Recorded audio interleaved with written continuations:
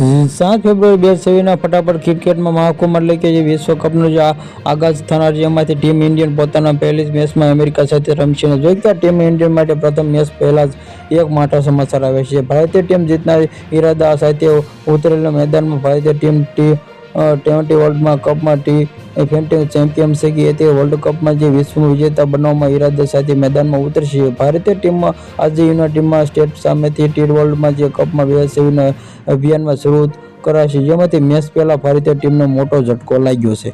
જે ભારતીય ટીમમાં જે ઇન્ડિયન ટીમમાં જે ફાસ્ટમાંથી બોલરમાં બુમરાહને વાયરલ ફીવરમાં હોવાથી ટીમને મેનેજમેન્ટે આરામ આપવાનો નિર્ણય કર્યો છે. મુંબઈના વાનખેડે સ્ટેડિયમમાંથી યુએસમાં સામે આવી રહેલા જેમાંથી બુમરાહ મેચના એક દિવસ પહેલા જ મેદાન પર આવ્યો હતો, પરંતુ પ્રેક્ટિસ કરી ન હતી. જોઈ કે બુમરાહ નહીં રમે તો મોહમ્મદ સિરાજને મેચ રમવાની તક મળી શકે છે.